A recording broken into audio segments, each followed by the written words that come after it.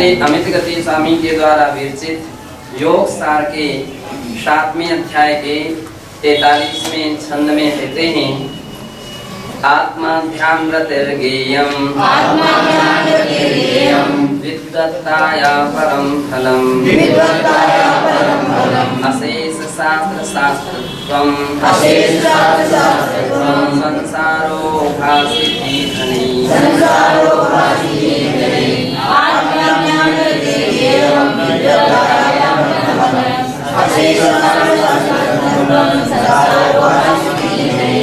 कह रहे हैं आत्म ध्यान रतिर्गेयम्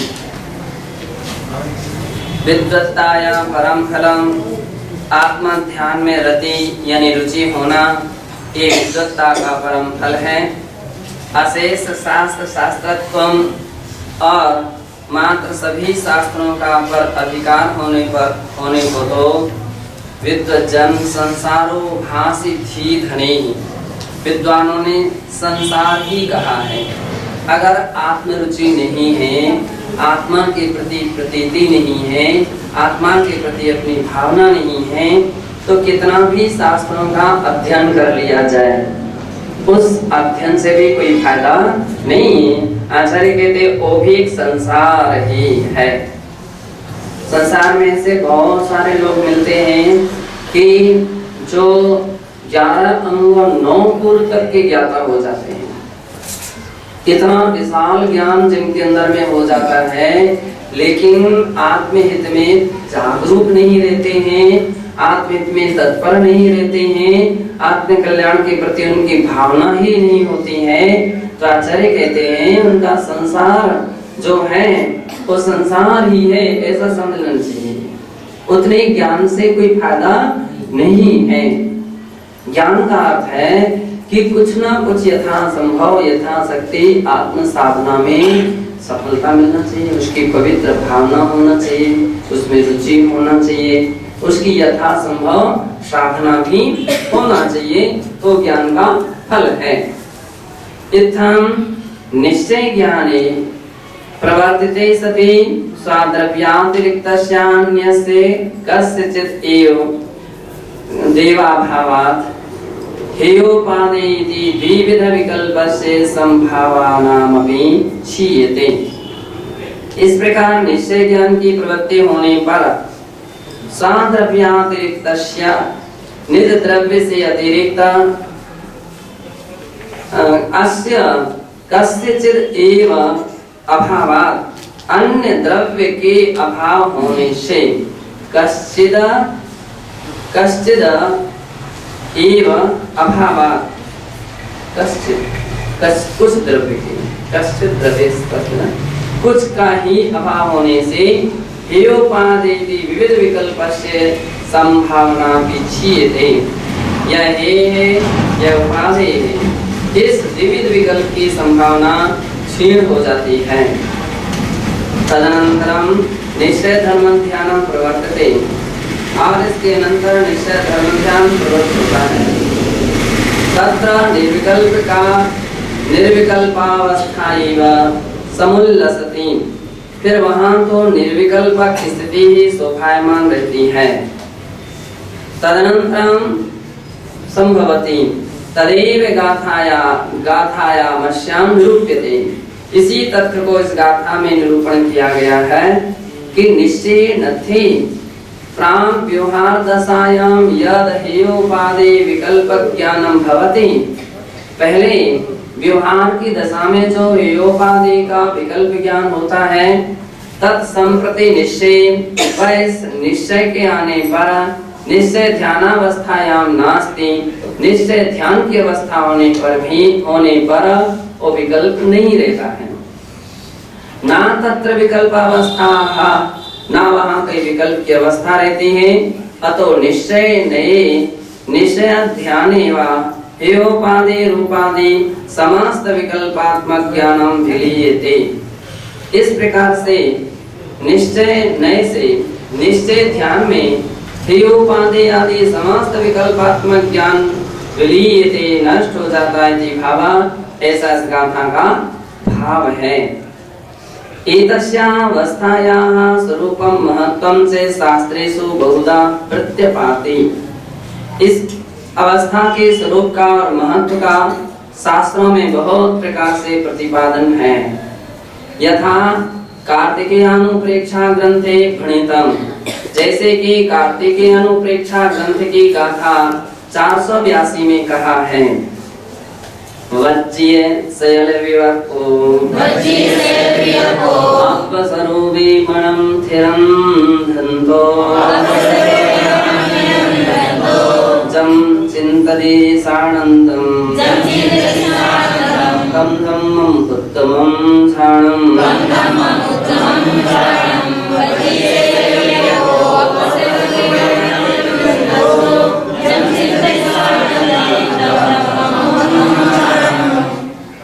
कहते हैं कि वज्जीय शैल व्यय को संपूर्ण प्रकार के विकल्पों को वज्जी यानी छोड़ करके जो अपसरोवे मणं स्थिरं धुंतो आत्म स्वरूप में मन को स्थिर करता है, तम चिंतदिशानंदम तम धम्मं उत्तमं झाणम, और इतना सब कुछ होकर के अपने आनंद सहित जो आत्मा का चिंतन करता है वही उत्तम धर्म ध्यान है।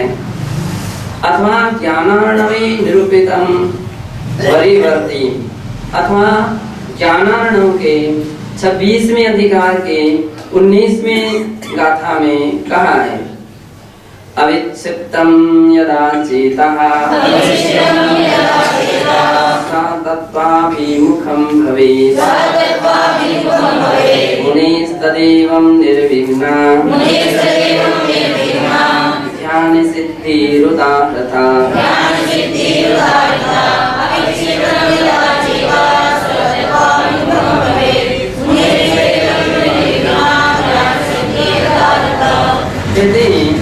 अविच्छिन्नं यदा चेतः, मुनि का मन अन्य विषयों से हटकर जब आत्मा स्वरूप में लगता है तो ऐसे आत्मा स्वरूप में जिनका चित्त लगा हुआ है, मन लगा हुआ है, वह अविच्छिन्नं यदा चेतः, जिस समय चित्त अविच्छिन्न रहता, विच्छिन्न नहीं रहता, स्वातत्वाभिमुखं भवेत्, तभी वो स्वातत्व के अभिमुख होता है।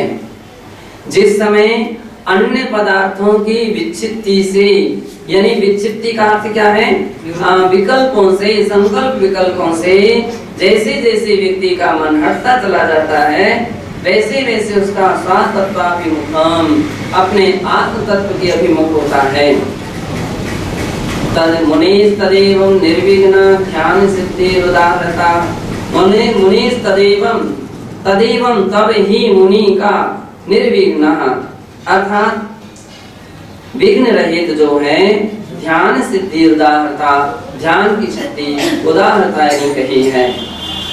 तथैव आचार्य देवसेन कृते आराधना सारे, उसी प्रकार से आचार्य देवसेन कृत आराधना सार में गाथा 83 में निश्चय ध्यान से स्वरूपम संकेतितमपि, निश्चय ध्यान के स्वरूप को संकेतित किया है।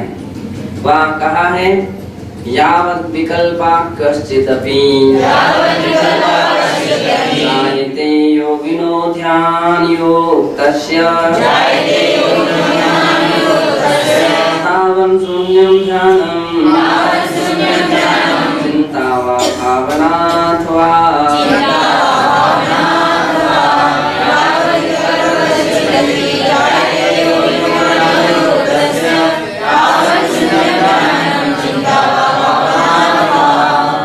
यावत् विकल्पा कश्चित जायते योगिनो, योगिनो यानी योगी जनों के लिए, साधु जनों के लिए अगर कश्चित विकल्पा जायते, जब तक थोड़े भी या किंचित भी विकल्प होते हैं तब तक तावत् न शून्यम ध्यानम, तावत् शून्य, तब तक शून्य ध्यान नहीं हो सकता है, यानी निर्विकल्प ध्यान नहीं हो सकता है। अपितु चिंता वा भावना अथवा, अब जो कुछ भी उसका चल रहा है तो उसके लिए क्या कहेंगे? चिंता कहेंगे। आत्म चिंता चल रही है, आत्म चिंतन चल रहा है, अथवा आत्मा की भावना चल रही है, ऐसा समझना चाहिए कि उस प्रकार की अवस्था चल रही है।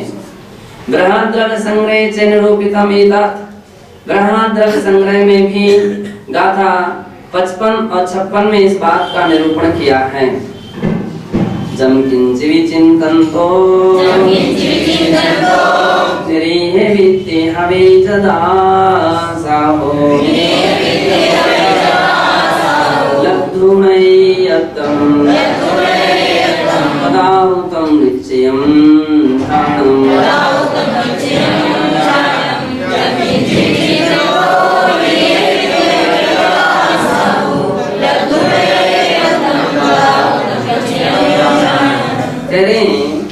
जम किंचि चिंतन्तो निरीह वित्ति हवे जदा साधु, जदा यानी जब साधु जन क्या करते हैं, जो कुछ भी विचार करते हो, कैसे निरीह वृत्ति निष्प्रय भाव से, है ना, निर्विकल्प दशा से जो कुछ भी ध्यान करते हैं, विचार करते हैं, चिंतन करते हैं, लब्धुमय्यन्तम उस समय भी एकांत अवस्था को प्राप्त कर लेते हैं।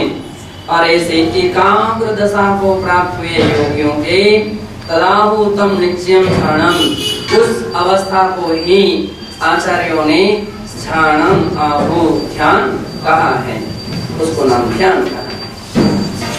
माचित्तर माजंपः माचिंतय किं विजेन होई फिरो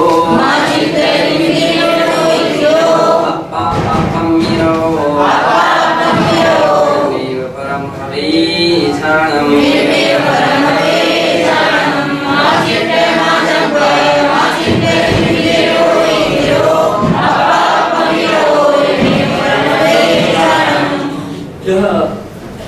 आचार्य महाराज कह रहे हैं, मां किसी भी प्रकार की चेष्टा मत करो, यानी शारीरिक चेष्टाएं मत करो, यानी शरीर से हलिए डुलिए नहीं।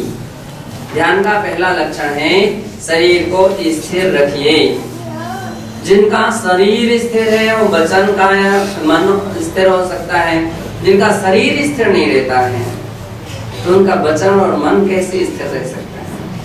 तो मन की परीक्षा, मन का परिचय तो व्यक्ति का शरीर दे देता है। कुछ लोगों की स्थिति रहती है ना तो आसन लग पाते हैं, ना आंखें स्थिर रह पाती हैं, ना कोई भी शारीरिक मान लीजिए चेष्टाएं स्थिर रह पाती हैं। तो उनको ध्यान की बात तो फिर उनके सामने तो खरबिसाणवत हो जाती है, कोई उसका मानते नहीं है। कम से कम स्थिर आसन होना चाहिए, चाहे आप पद्मासन लगाओ, चाहे आप पद्मासन लगाओ, चाहे सुखासन लगाओ, लेकिन एक आसन तो लगना चाहिए। और जितना भी संभव हो सके स्थिर आसन से बैठना चाहिए। अच्छी बात है, आप 1 घंटे एक आसन से स्थिर होकर के सामने करें और 1 घंटे कर लें, बहुत अच्छी बात है। कदाचित 1 घंटे नहीं हो सकती है, आपको आसन स्थिर नहीं रह पाते हैं, आसन चेंज कर लो, लेकिन दूसरा आसन उसमें तो स्थिर रह जाओ। ऐसा ना हो कि 5-5, 7-7 मिनट में आपको आसन बदलने पड़े, फिर ऐसे बैठे, फिर ऐसे बैठे, फिर ऐसे बैठे, तब उसका क्या ध्यान लगेगा? सारा ध्यान तो उसका ऐसे में बना रहेगा। तो आचार्य महाराज कह रहे हैं कि स्थिर आसन रखने का प्रयास योगियों को करना चाहिए, स्थिर बैठने का प्रयत्न करना चाहिए। ये पहली शर्त है, शरीर स्थिर हो, आसन स्थिर हो, आंख उतने क्षण तक के लिए बंद रहे। बंद रहे का तात्पर्य ऐसा ना हो कि नींद आने लग जाए और सोने लग जाए, झोंके लेने लग जाए। अगर जिन लोगों की ऐसी संभावना रहती है उनके लिए कहा जाता है कि आप आंख बंद मत कीजिए, एक निर्धारित स्थान बना लीजिए, ये पेन रखा है, यहाँ से हम अपनी दृष्टि आगे पीछे कहीं नहीं ले जाएंगे। तंत्रिका नासाग्र ध्यान कीजिए। अब इतनी स्थिरता नहीं रह पाती है, कोई एक वस्तु सामने रख लिया जाता है, बस वहां से आगे पीछे कहीं दृष्टि नहीं ले जाना, ये उसका दूसरा तरीका है। यहाँ देखने लगे, वहां देखने लगे, तो कहाँ आपका उपयोग लग पाएगा? कैसे उपयोगी स्थिर रह पाएगा? तो स्थिर रखना चाहिए कि अपनी एक निर्धारित अपनी दृष्टि रखेंगे, इससे अधिक आगे पीछे नहीं ले जाएंगे। तो ये सबसे बड़ी कमी है कि जिंदगी व्यतीत हो गई और फिर भी स्थिरता नहीं आ पाई। इतनी बड़ी कमी है, उस कमी को दर्द तो सभी को होता है, इसको दर्द नहीं होता है? दर्द सभी को होता है, तकलीफ सभी को होती है। कुछ जितना क्षण बन सके उतना क्षण तो स्थिर व्यक्ति बैठे। हर समय माला और पुस्तक से काम नहीं करना चाहिए। आत्म ध्यान के लिए ना तो पुस्तक की आवश्यकता होना चाहिए, ना माला की आवश्यकता होना चाहिए। भगवान की मूर्ति की तरह कितने क्षण तक आप बैठ सकते हैं, कितने समय तक बैठ सकते हैं? कुछ समय तो दिखे, कुछ क्षण तो दिखे कि हाँ इनका बिल्कुल स्थिर आसन लगा हुआ है, बिल्कुल टिके नहीं हैं और स्थिरता से बैठे हुए हैं, यहाँ वहाँ देख नहीं रहे हैं, हाथ चला नहीं रहे हैं। और आसन प्रशस्त आसन होना चाहिए, अप्रशस्त आसन नहीं होना चाहिए। ध्यान के लिए प्रशस्त आसन कहा गया पद्मासन। पद्मासन नहीं लग सकता है, अर्ध पद्मासन, अर्ध पद्मासन भी नहीं लग सकता है तो पल्लिंगासन। लेकिन कोई ना कोई एक आसन, प्रशस्त आसन, खड़गासन हो सकता है, स्थिर होना चाहिए। और उस समय निर्धारित बना करके रहना चाहिए कि अब हम इतने समय तक अपनी आंखों को यहाँ से वहां नहीं ले जाएंगे। बिल्कुल कितनी भी लोग संकेत दें, आवाज दें, फिर भी स्थिर रखना चाहिए। तो ऐसा जिनका अभ्यास होता है, अब इतनी जिंदगी निकल गई, मेरा सोचना तो ये है कि अब अपने पास अब अपन लोग बहुत अध्ययनशील हो गए हैं, अब कुछ प्रैक्टिस भी चलते रहना चाहिए। अपन न्याय और नीति की बहुत सारी बातें करते हैं, आज्ञा और अनुशासन की बातें करते हैं, लेकिन अब ये भी कुछ प्रयास में होना चाहिए कि अब एक साथ बैठ करके समय को और दिखाएं कि कौन कितनी स्थिरता से कर सकता है, कौन कितनी व्यवस्था से, व्यवस्थित तरीके से कर सकता है। उझलना चाहिए कि हाँ अमुक अमुक कितने लोगों की सामयिक व्यवस्थित हो रही है, इनकी सारी साधना चर्या व्यवस्थित हो रही है। अब चर्या में भी अपन को एक प्रतिशत विकसित कर विकासित होना चाहिए, उसमें अपन को क्या नाम से वृद्धि करना चाहिए कि हमारी चर्या और चर्या में ये सब बातें प्रारंभ हो जाएं तो आत्म साधना भी लक्षित होने लग जाएगी कि अब इनकी आत्म साधना कुछ कदम वृद्धि को प्राप्त हो निश्चित है। अब बिहार का समय आने वाला है, यही करना है। अब वहाँ पुस्तक हर समय थोड़ी मिलेगी, जहाँ जैसे मिला चलो एक साथ बैठिए, सामयिक कीजिए। सामयिक के समय में सबको सामयिक की चिंता होना चाहिए, सामयिक के टाइम की फिक्र होना चाहिए। ऐसा ना हो सामयिक का टाइम हो गया और वो कोई उठा दरी में लगा है, कोई सामान यहाँ उठा जा रहा है, आ रहा है, नहीं। सारे काम बाद में हो सकते हैं। सबसे पहला कार्य क्या है? अपनी आवश्यक क्रिया है, उस क्रिया में तुरंत जाकर के तत्पर हो जाइए।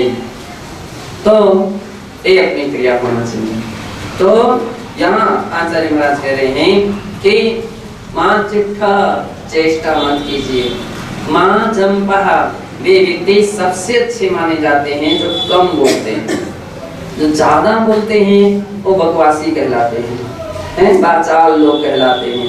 तो जब दिन रात जब देखो बोलते बोलते बोलना कितना आवश्यक है, कितना महत्वपूर्ण है, कितना प्रयोजनभूत है, ये भी तो देखना चाहिए।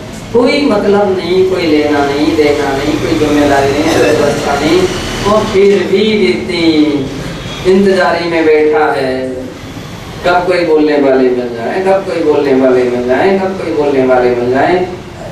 कोई भी व्यक्ति यहाँ से निकला वहां से तो सीधे उसकी दृष्टि उसी पर पहुंचती है, मेरी ओर देख लिए, अरे कितना उल्टा काम हो रहा है, तुम उसको देख रहे हो कि हमारी ओर देख रहे हो। अरे सही बात तो ये है कि उसको इंतजारी करना चाहिए कि महाराज थोड़ी हमारे लिए दृष्टि उठा करके देख लें, एक दृष्टि हमारे ऊपर भी डाल दें, ऐसा प्रयास होना चाहिए। लेकिन बहुत सारे लोगों को उल्टा पद्धति देखी, वो इंतजारी पर बैठे, कोई पढ़ने का प्रयास नहीं, अध्ययन का, चर्या का, टाइम टेबल का, कर्तव्य निष्ठा का है, और भी कोई इस प्रकार की क्रिया आप देख लीजिए। अब ऐसे लोगों की जो निरंतर इसी में झूल रहे हैं, अब उनकी क्रियाएं कैसी हैं, सामायिक कैसे चल रही हैं, देखो कभी उनकी आहारचर्या कैसे चल रही है, उनकी और भी आवश्यक क्रियाएं कैसे चल रही, प्रतिकोण कैसे चल रहा,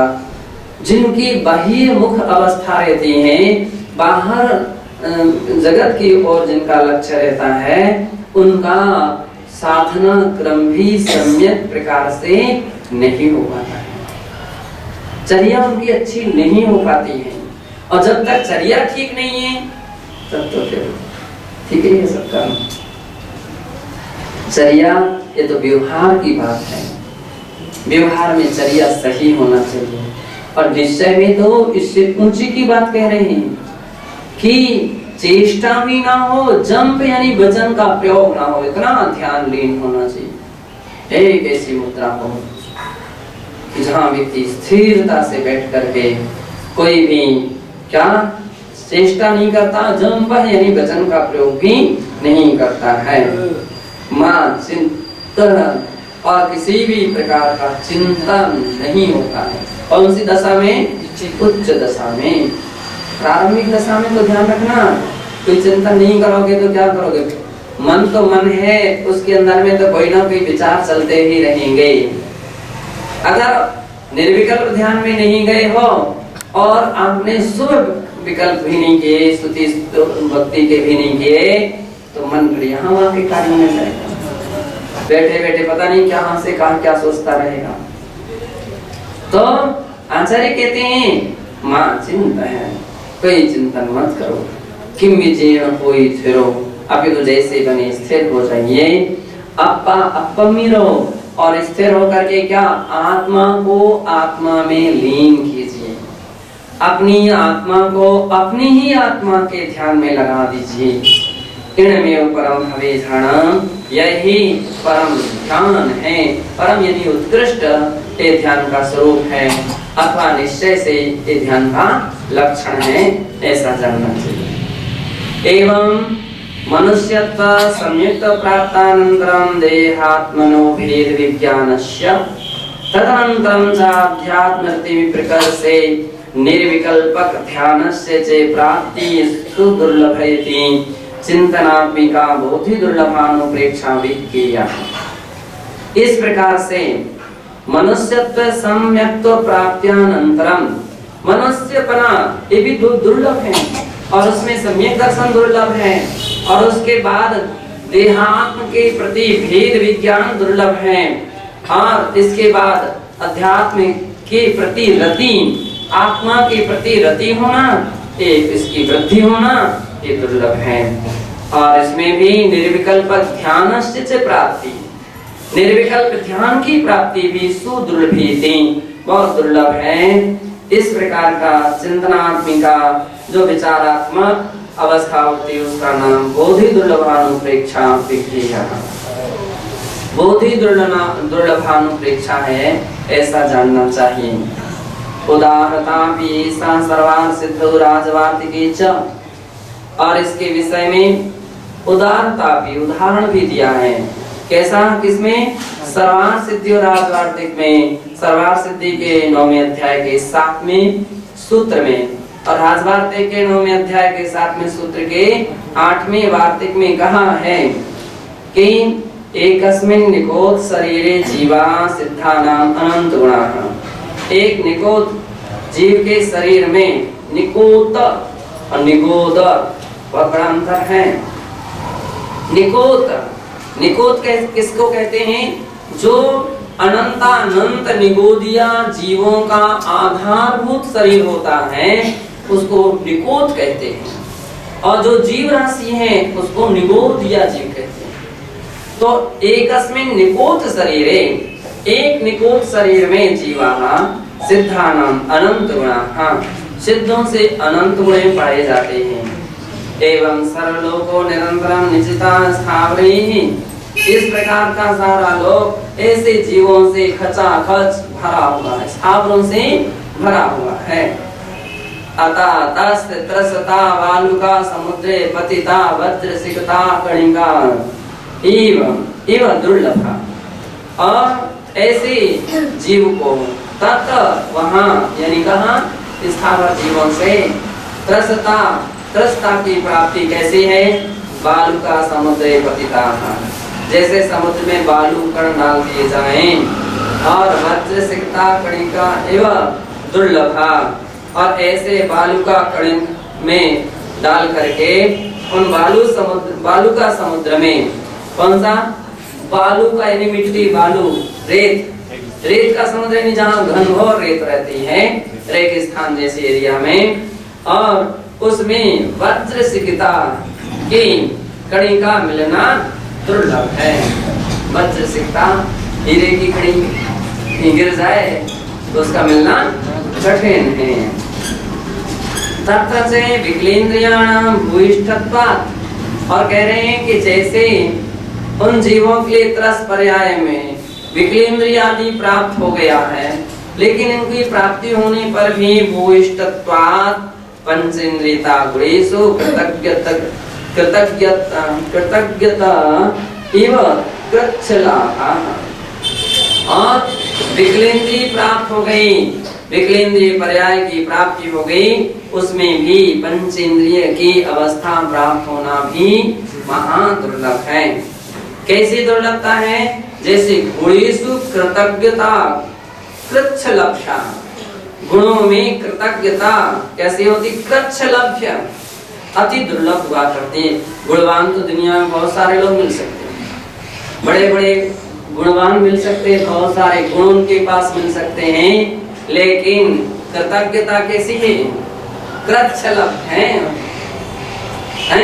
कृतज्ञता का मिलना बहुत कठिन है। बहुत सारे लोग तो कृतज्ञता और कृतज्ञता में अंतर ही नहीं समझते। कभी कभी लोग ऐसा बोलते हैं हम आपके बड़े कृतज्ञ हैं, हम उनको पता ही नहीं रहता है कि कृतज्ञ कहना है कि कृतज्ञ कहना है, क्या कहना है, शब्द रख लेते हैं। कृतज्ञता का अर्थ उपकारी के उपकार को मानना एक कृतज्ञता है, और कृतज्ञता का अर्थ है उपकारी के उपकार को भूल जाना। इसका नाम क्या होता है? कृतज्ञता कहलाती है। कृतज्ञ संसार में बहुत सारे लोग मिलते हैं, केवल स्वार्थ के लिए अपनी खुशामद करने वाले मिलते हैं, आगे से आगे अपना चातुर्यता दिखाते हैं। कब के लिए? स्वार्थ के लिए। अब उसके लिए कोई कृतज्ञता नहीं कही जा सकती है। जब कोई मौका आ गया आप बहुत बड़े हैं, बहुत बड़े उपकारी हैं, बड़े दयालु हैं, आपके बिना कुछ नहीं हो सकता है ना, हम इतने आगे नहीं बढ़ पाते थे, और समय निकला तो फिर सब भूल गए। व्यक्ति कृतज्ञ हो जाता है, अब होंगे हमको अभी तो उनसे क्या मतलब, अभी किनसे मतलब है। कृतज्ञता आ जाती है। कृतज्ञता का अर्थ होता है कि उपकारी के उपकार को नहीं मानना, एक कृतज्ञता है।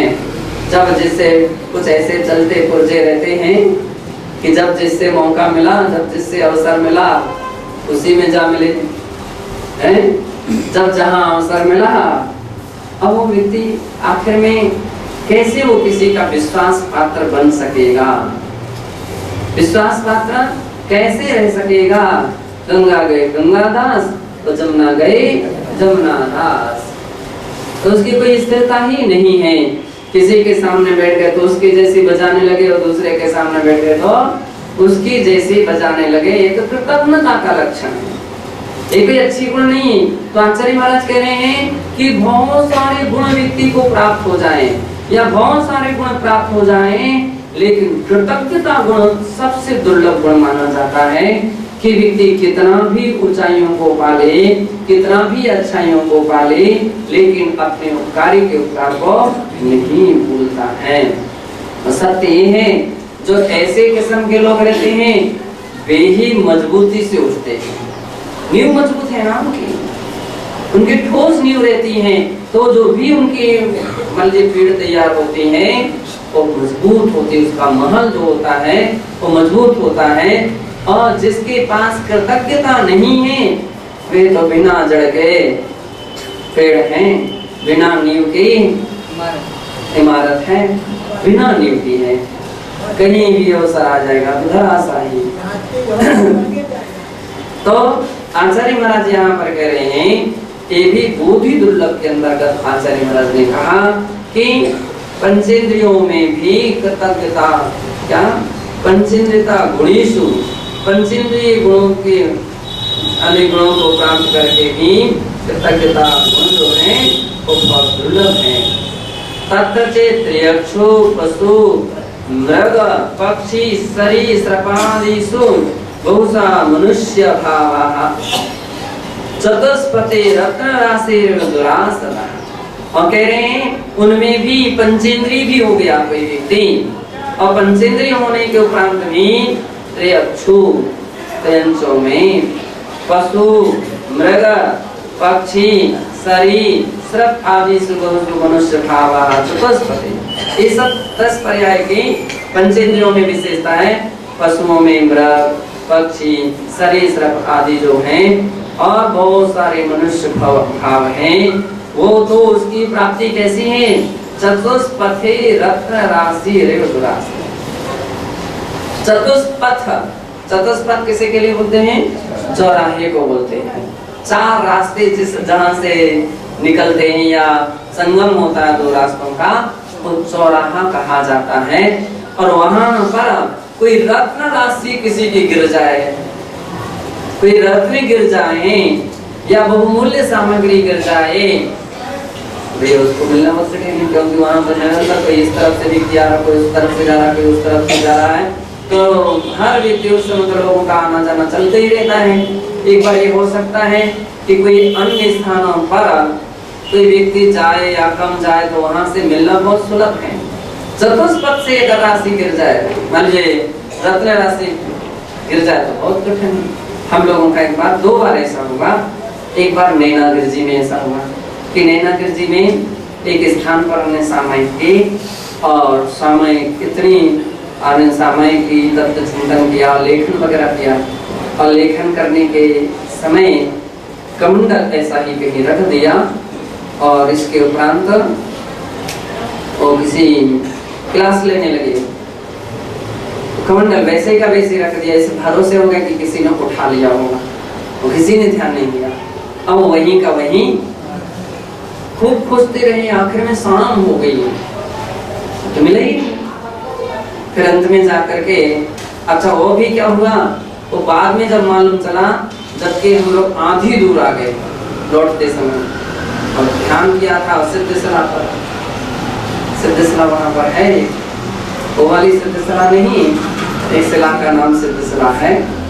तो वहां बाद में मुझे तो ध्यान था कि लगभग कहाँ पर बैठे थे। दूसरे दिन गए तो कमंडल यथास्थान, उनकी अच्छी बात रही। श्रेयांसगिरी में भी एक बार ऐसा हुआ था। श्रेयांसगिरी में भी समय करने के उपरांत समय करने कर लिया, और अपने क्रिया करने लगे, अपनी स्वाध्याय वगैरह जो भी कमंडल रख दिया। अब इसके बाद उठ करके चल दिए। बाद में याद आई, अरे वो कमंडल तो उस समय तो यद्यपि इतनी ही विशेषता थी कि महाराज लोग गुफा में पहुंच गए थे। हमारे जहाँ हम लोग बैठे थे वहां से सब लोग उठकर तो क्लास लेते थे, तो वहाँ बैठ गए। हम वहाँ पर बैठे बैठे क्लास का टाइम हुआ, सब उठ करके आ गए। बाद में याद आई कि कमंडल तो वहीं रह गया। अब हम लोग एक जैसा स्थान था, इतने पेड़ पौधे, अब कौन से पेड़ पौधे के नीचे रखा। तो देखते दूसरे दिन या शायद उसी दिन शाम को काफी परिश्रम के बाद फिर तब से हम लोग क्या कमंडल अपने पास रखो, अपनी दृष्टि में रखो। कमंडल और पीछे एक बात ऐसी वस्तुएं रहती हैं कि कभी किसी को नहीं देना चाहिए, और दें तो कम से कम दृष्टि जरूर रखें कि वो व्यक्ति साथ में चल रहा है कि नहीं चल रहा है, पीछे तो नहीं रह गया, कहीं आगे पीछे तो नहीं रह गया। क्यों? अगर वो भूल गया तो उसका तो कुछ नहीं जाएगा, बहुत से बहुत क्षमा मांग ले, माफ कीजिए। ज्यादा से ज्यादा रो लेगा, और अधिक होगा तो उपास कर लेगा, एक वस्तु को त्याग कर लेगा, और हो सकता है कि वो दिखेगी ना, खिसक जाएगा, उसका तो उसमें सब चल गया, लेकिन हानि किसकी हुई? परेशानी आपकी रही है ना। अब आप इंतजारी करो। और महाराज इस ऐसी परिस्थिति में तो बहुत करीब लोगों को कभी कभी कंट्रोल करते थे, जो अपना कमंडल अपने साथ नहीं रखते, अपनी दृष्टि में नहीं रखते, तो फिर पूरा ध्यान रखते थे, कोई नहीं देना, किसी को मना कर देते। अपना कमंडल रहते हुए कभी दूसरे के कमंडल का उपयोग करना, ये सबसे बड़ा प्रमाद है और हिंसा है। प्रमत्योगा प्राण विप्रोहणम। आपकी वस्तु का उपयोग आपके लिए करना चाहिए। दीक्षा में एक कमंडल नहीं दिया गया 2-3 लोगों के बीच में, हमारे लिए तो 2 के बीच में एक ही दिया गया। अभी तो सबको अपना अपना अलग अलग कमंडल दिया जाता है। वो क्यों? आपके लिए स्वतंत्र रूप से कमंडल दिया गया, इसलिए कि आपकी हर क्रिया आपके कमंडल से हो। आप कहीं दूसरे के कमंडल के भरोसे या दूसरे के कमंडल से अपना उपयोग नहीं करने लग जाना। और दूसरों को भी चाहिए कि उतने उदार भावी नहीं बन जाना कि हमारा कमंडल ले लो, हमारा कमंडल ले लो। हो सकता है उसके अंदर में आपने इस प्रकार का सहयोग करना शुरू किया तो कालांतर में उसमें क्या हो जाएगा? प्रमाद शुरू हो जाएगा। प्रमाद भाव की वृद्धि होगी, संस्कार प्रमाद भाव के बढ़ जाएंगे। इसका मतलब हिंसा के लिए आपने प्रेरित किया है उसको। आप तो अहिंसक थे, अहिंसा की दिशा प्रेरित करना चाहिए, हिंसा की दिशा नहीं। उसके उस प्रकार के संस्कार बढ़े ना, इसलिए रत्नशील होना चाहिए। महाराज से आज्ञा लो, भेजिए महाराज के पास। अब उसको एहसास होगा महाराज के पास आने में, जब कैसे जाऊं कैसे बोलूं। तो महाराज कंट्रोल रखेंगे? बिल्कुल नहीं। तो हमारा तो ब्रेक ही रखते हैं, सर पहले तो मना ही करेंगे। ये बात अलग है कि फिर क्या परिस्थिति है, उसमें क्या विचार बनते हैं। पहले तो मना ही किया जाएगा, नहीं। अपना कमंडल, अपने वस्तु अपने कमंडल लेकर के चलो। आपको भरा कमंडल नहीं ले सकते हो, लेकर के चल सकते हो, कोई नहीं ले जाने वाला, खाली लेकर के चलो। लेकिन ऐसा ना हो कि तुमने कहीं किसी जगह रख दिया। बहुत से लोग क्या करते हैं, इस गाड़ी में उस गाड़ी में कहीं ना कहीं रख दिया, परिणाम हो सकता है उसके ऊपर कोई बस्ता पुस्तक का पटक दे, क्या होगा? आप फिर क्या करोगे? दूसरा थोड़ी मिलता है, दूसरा इतनी आसानी से नहीं मिलता है, सालों लग जाते हैं। इंतजार ही करो, दूसरे के कमंडल से उपयोग करो, दूसरे का कमंडल का उपयोग करो। अगर लकड़ी का कमंडल दे दिया, फाइबर का दे दिया, तो चलो, ये सजा है इसकी। सजा सबसे बड़ी सजा है कमंडलों का घूमना, कमंडल का टूटना और बड़ा अच्छा बात नहीं मानी जाती। तो अपने लिए इस बात के लिए चाहिए, अपनी वस्तु का अपना प्रयोग होना चाहिए। उचित स्थान पर रखें। कुछ लोगों को देखते हैं सबों के बीच में बैठेंगे, कमंडल लेकर के बैठेंगे और फिर लुढ़का देंगे, और उनका धक्का लग गया, इनका धक्का लग गया, तो एक दूसरे की आंखें ही दिखाएंगे। और जो गीला हो गया है वो बात अलग है, और कोई उसमें सीमा में बैठ नहीं सकता है ना। तो ये तो कोई समझदारी नहीं है, ये तो कोई समझदारी नहीं है। अब जो आंख दिखा रहे हो एक दूसरे के प्रति, प्रायश्चित और ले लीजिए। प्रायश्चित दंड है, दंड दंडनीय अपराध है कि वे कमंडल अपन को कब कहाँ कैसे रखना। इसके साथ पहले ये भी ध्यान रखना चाहिए कहीं गिरने की संभावना तो नहीं है। गिरने की संभावना, पानी फैलने की संभावना नहीं, तो जिसका कमंडल गिरे उसी को वहीं बैठाना चाहिए। बैठो भैया, आराम से पहुंचो और वहीं पर बैठो। सबसे बड़ी सजा है, दंड है, क्योंकि इतना ऐसा काम किया है। तो कहने का तात्पर्य है कि यहाँ पर इतना बतलाना चाहते थे कि जो मनुष्य जीवन है चतुपथी चौराहे पर पड़ी हुई रत्न राशि का मिलना जिस प्रकार से कठिन होता है, उसी प्रकार से मनुष्य पर्याय का प्राप्त होना भी कठिन होता है। तत्प्रत्यवी चे पुनः तदुत्पत्ति दुग्ध तरु उद्गल तदभावोपत्ति वद दुर्लभः।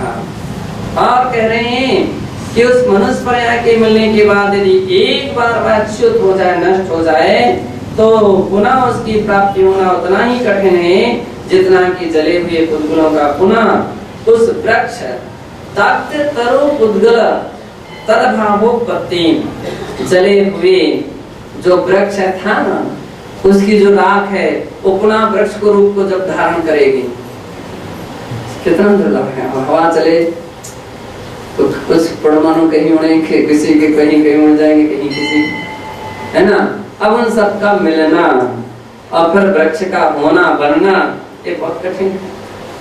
तो जैसे आचार्य लोग भी कहां से कहां ऐसे उदाहरण सोच करके रखते हैं कि इस प्रकार से अवस्था की प्राप्ति होना दुर्लभ है, उसी प्रकार से आचार्य महाराज कह रहे हैं मनुष्य पर्याय की पुनः प्राप्ति होना दुर्लभ है।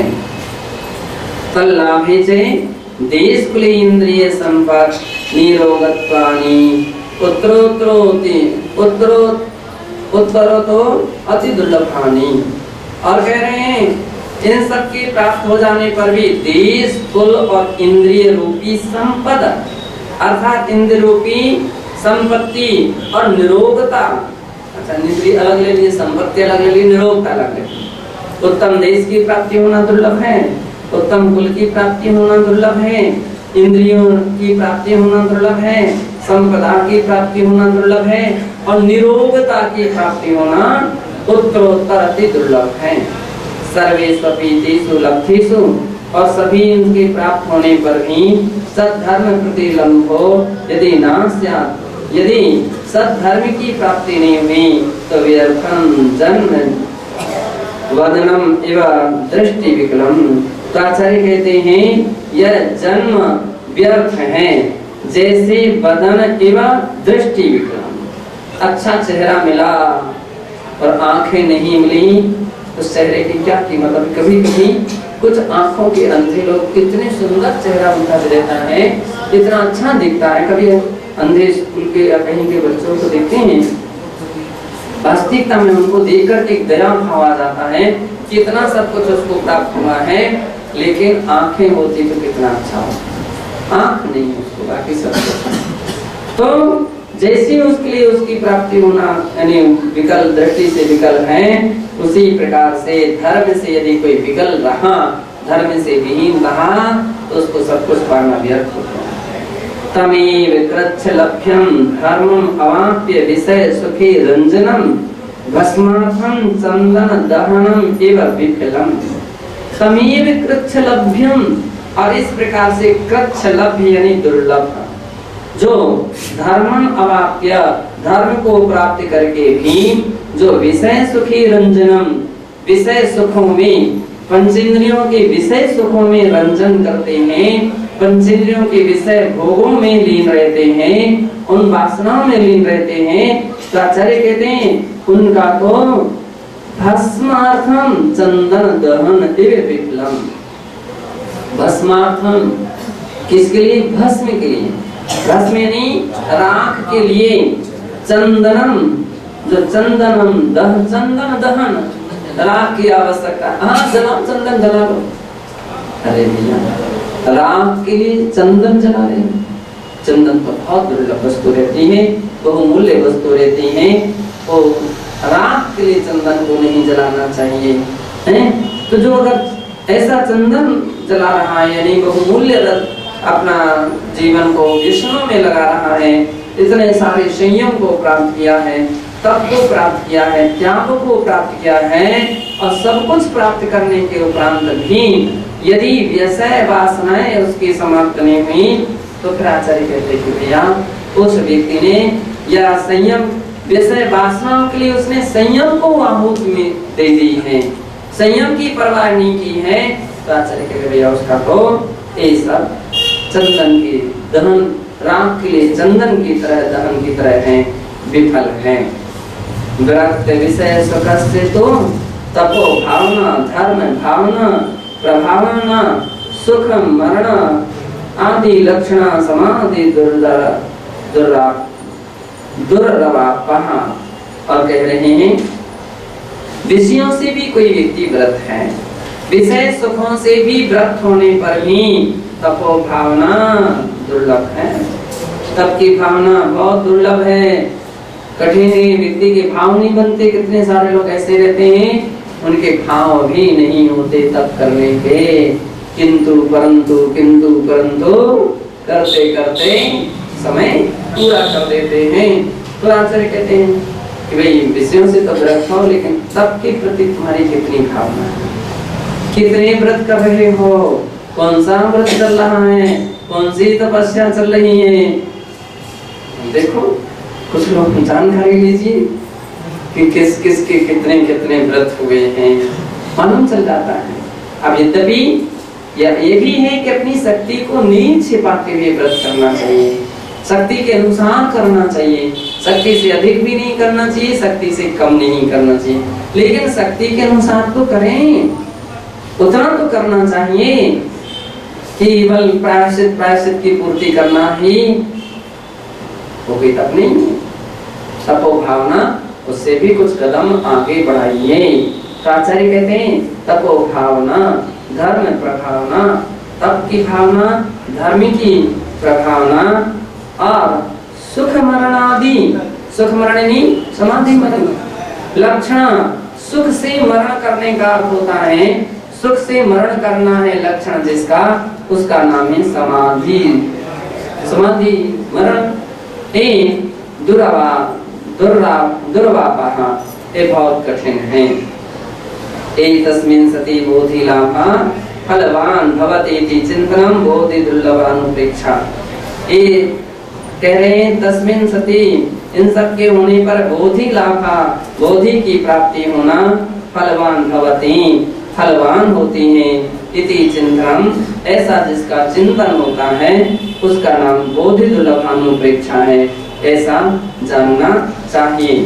संक्षेपेण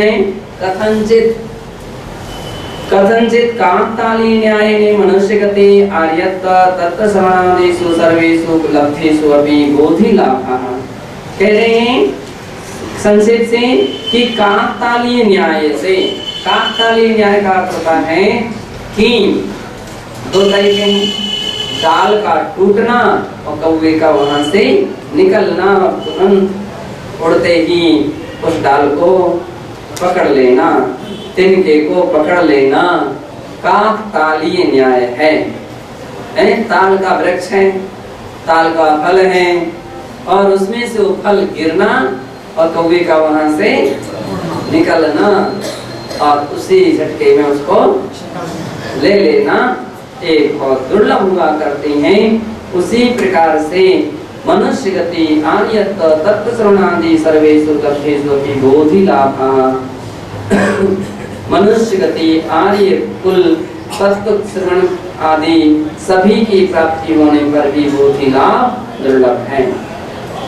तदनंतरम चे तत्फलम स्वशुद्धात्म संवित्यात्मकः निर्मल धर्म ध्यानादि रूपः परम समाधि दुर्लभा एवं। और इसके उपरांत तत्फलभूत, उसके फलभूत स्वशुद्धात्म संवित्यात्मक, अपनी शुद्धात्म संवित्ति रूप निर्मल धर्म ध्यानादि रूपः, निर्मल धर्म ध्यानादि रूप परम समाधि दुर्लभा एवं, परम समाधि दुर्लभ ही है। सम्यक दर्शन ज्ञान चारित्राणाम अप्राप्त प्रापणम बोधिरत्र ज्ञेयः। सम्यक दर्शन, सम्यक ज्ञान, सम्यक चारित्र, इनकी अप्राप्ति की प्राप्ति का नाम बोधि है, ऐसा यहाँ जानना चाहिए। उत्तम से कार्तिकेयानुप्रेक्षा ग्रंथ है, कार्तिकेयानुप्रेक्षा ग्रंथ की 301वीं गाथा में कहा है, ये सब दुल्लह दुल्लहम शरणं तः सहितं च मुनियोने संसारे मायरं गुणतीर्णं ते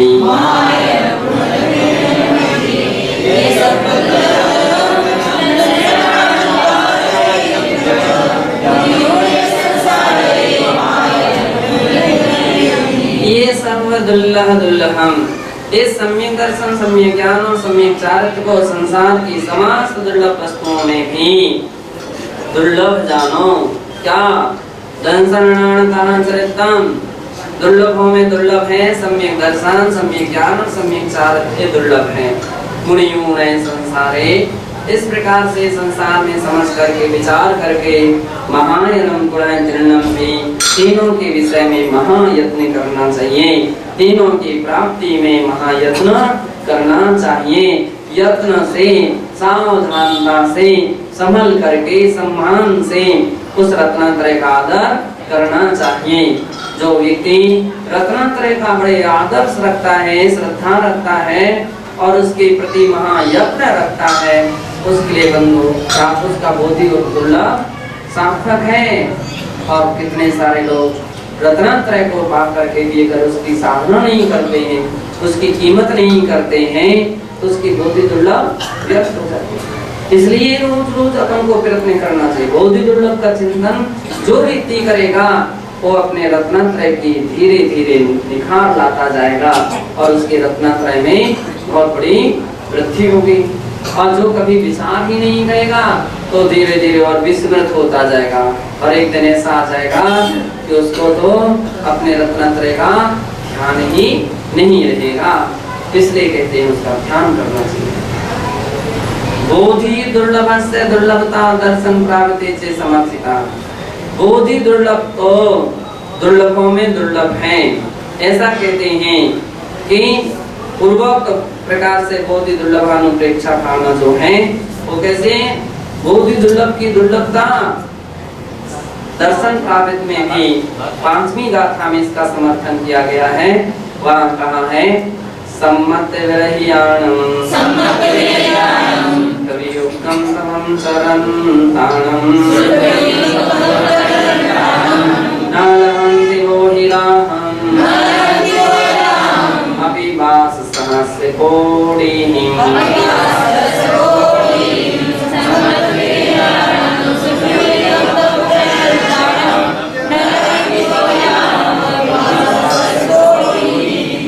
सम्मत विरहियाणं, जो पूर्वोक्त पहले कहे हुए सम्यक दर्शन का स्वरूप था उससे जो रहित हैं, सुष्ठुवियोगं तवं चरन्ताणं, बहुत बहुत ऊंची तरह से उग्र तपस्या करते हैं, लेकिन ना लहन्ति मोहिलाहम्, बोधि को प्राप्त नहीं करते हैं। प्राचर के बाद सहस्रम कोटिः, अर्थात जो सम्यक रहित हैं वे हजारों करोड़ों वर्षों तक अच्छी तरह उग्र तप भी करें तो भी बोधि दुर्लभ प्राप्त नहीं कर पाते हैं। कहने का तात्पर्य है बोधि दुर्लभ किसको हो सकती है? जो सम्यक दृष्टि है उसको ही हो सकती है। और वो ही व्यक्ति बोधि की कीमत समझ सकता है। जिसके अंदर श्रद्धा ही नहीं है वो बोधि की क्या कीमत करेगा और कैसे उसको प्राप्त कर सकेगा? नहीं कर सकता। पूर्वोक्त प्रकारेण बोधि दुर्लभानुप्रेक्षा भावे, तो पहले कहे हुए इस प्रकार से बोधि दुर्लभानुप्रेक्षा को भाता हुआ जनस्य मनुष्य प्रमादो अवगतो भवति। सबसे बड़ी उपलब्धि क्या होती? प्रमाद अवगतो भवति, उसका प्रमाद दूर होता है। तथा से मोक्ष मार्गे प्रगति सुतरा भवति, और जिसका प्रमाद दूर हो जाता है उसकी मोक्ष मार्ग में प्रगति सुतरा, सुतरा यानी सरलता से प्रगति होती है। वो व्यक्ति प्रगति करता है। प्रमाद जिसके अंदर में है वो व्यक्ति अपनी मोक्ष मार्ग में कभी प्रगति नहीं कर सकता है। एवं सम्यक विद्या, ऐसा अच्छी तरह से जान करके भव्य बोधि दुर्लभानुप्रेक्षा नित्यम भावयति, बोधि दुर्लभानुप्रेक्षा को हमेशा भावना चाहिए। इति गाथायाः तात्पर्यम्, ऐसा इस गाथा का तात्पर्य है। एवं उपपद्यते सामण्यम् इति गाथामादि कृत्वा, इस प्रकार से उपपद्यते सामण्यम्, इस गाथा को आदि करके एवं जानति ज्ञानम् इत्यादि गाथायां यावत् चतस्त्रिभिः गाथाभिः बोधि दुर्लभानुप्रेक्षाणां को दान साधिकारा संपन्ना। एवं जानति ज्ञानम् इत्यादि गाथा पर्यंत चतस्त्रिभिः, 4 गाथाओं के द्वारा बहुत ही दुर्लभानुप्रेक्षा नाम को द्वादशाधिकार संपन्ना, बहुत ही दुर्लभानुप्रेक्षा नाम का द्वादशाधिकार 12वां अधिकार पूरा हुआ। ऐसा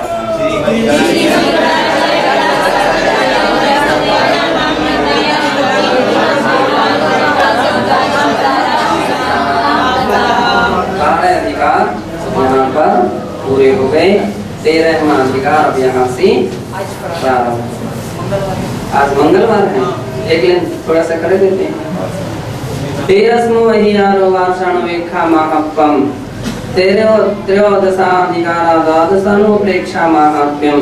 अब 13वां अधिकार जो है इसमें द्वादशानुप्रेक्षा 12 अनुप्रेक्षाओं का महत्व बतलाते हैं। अथ इदानीं द्वादशानुप्रेक्षा महात्म्य नाम का उपसंहार नाम को वा। इस प्रकार से अब यहाँ 12वां अनुप्रेक्षा द्वादशानुप्रेक्षा महात्म्य नाम का एक उपसंहार नाम को वा, अतः इसको उपसंहार नाम त्रयोदशाधिकारो 13वां अधिकार जानना चाहिए। गाथा पंचात्मकम प्रारभ्यते, 5 गाथाओं के द्वारा एक ग्रंथ अधिकार प्रारंभ होता है। तत् प्रथमं 12 इत्यादि का प्रथम गाथा प्रतिपादिति, और इसमें सबसे पहले 12 इसको आदि लेकर के पहली गाथा का प्रतिपादन है। यद द्वादशानुप्रेक्षा प्रत्यक्षान प्रतिक्रमण आलोचना समाधि रूपा, जो द्वादशानुप्रेक्षा प्रत्यक्षान प्रतिक्रमण आलोचना समाधि रूप है, अतः ता भावनीया, इसलिए उसको भाना चाहिए थी। तथा से रत्ति दिवम परिगमनम इत्यादि का द्वितीय गाथा, और इसके बाद रत्ति दिवम परिगमनम इत्यादि दूसरी गाथा है। प्रतिपादयति, उसका प्रतिपादन करते हैं। यद यथाशक्ति दिवानिशम प्रतिक्रमण प्रत्यक्षानम समाधि सामायिक आलोचना अनुष्ठानम करणीयमिति, और जो उसके द्वारा यथाशक्ति दिवानिशम दिन रात प्रतिक्रमण प्रत्यक्षान समाधि सामायिक आलोचना अनुष्ठान, इन सब के अनुष्ठान करणीयम करना चाहिए थी। इसके बाद ततश्च, इसके बाद मोक्ष गया जे पुरुषा इत्यादि का तृतीय गाथा प्रतिपादिति, और इसके बाद मोक्ष गया जे पुरुषा इस प्रकार को आदि लेकर के तीसरी गाथा का प्रतिपादन है। यदाद्य यावत् यावन्ता पुरुषा सिद्धत्वम् आपन्ना ते सर्वे द्वादशानुप्रेक्षा परिचिन्तनं तत्रैव चाह। इसमें ऐसा कहा गया है कि जितने भी पुरुष आज तक सिद्धि को प्राप्त हुए हैं वे सभी 12 अनुप्रेक्षाओं का चिंतन करके ही सिद्धि को प्राप्त हुए हैं। अतः ते पुनः पुनः नमस्करणीय भवन्ति, इसलिए वे पुनः पुनः बार बार उनके लिए नमस्कार करना हुआ करता है, उचित होता है। तथा से इसके बाद किम फलवेदेन बहुना इति चतुर्थी गाथा प्रतिपाद्यति, इसके बाद किम फलवेदेन बहुना इस प्रकार की चौथी गाथा का प्रतिपादन है। यद भाविनी कालेपि भव्या शेष्यन्ति तेपि द्वादशानुप्रेक्षा महात्म्यमेव प्रकटीकरिष्यन्ति, अर्थात इस प्रकार से जितने भी महापुरुष हैं उन्होंने कालेपि भावा, भाविनी कालेपि, भावी काल में भी जितने भव्य प्राणी हैं और वे शेष्यन्ति यानी सिद्धि को प्राप्त होंगे, तेपि वे सभी भी द्वादशानुप्रेक्षा महात्म्यमेव प्रकटीकरिष्यन्ति, द्वादशानुप्रेक्षा के महात्म्य से ही सिद्धि को प्राप्त होंगे, ऐसा इस गाथा में प्रकटीकरिष्यन्ति, प्रकट करेंगे यानी बात कहेंगे। ततश्च यदि निश्चय व्यवहारम इत्यादि का पंचमी गाथा वर्तते, और उसके बाद यदि निश्चय व्यवहारम इस गाथा को आदि लेकर के इत्यादि इसी को आदि लेकर के पांचवी गाथा है। यस्याम प्रतिपाद्यते, जिसके द्वारा प्रतिपादन किया है कि निश्चय व्यवहार रूपेण द्वादशानुप्रेक्षाणाम यदात्र ग्रंथेन निरूपणं कृतम्, जो निश्चय व्यवहार रूप से द्वादशानुप्रेक्षा का यद अत्र जो यह ग्रंथ में निरूपण किया है, तासाम शुद्ध मनसा भावनाया उनका शुद्ध मन से भावनाया भावना के द्वारा परम निर्वाणम प्राप्तुम शक्यते तेन, परम निर्वाण की प्राप्ति शक्य है। यानी जो 12 अनुप्रेक्षा का चिंतन करता है उसके लिए मोक्ष की प्राप्ति शक्य है, संभव है। और जो 12 प्रकार के अनुप्रेक्षा का चिंतन नहीं करता है उसके लिए मोक्ष की प्राप्ति कदापि संभव नहीं है। एवं गाथा पंचकात्मकस्य, इस प्रकार से 5 गाथात्मक यह त्रयोदशाधिकार से पातनिका विज्ञेयः, त्रयोदशाधिकार अर्थात 13वें अधिकार की पातनिका है, ऐसा विज्ञेयः जानना चाहिए।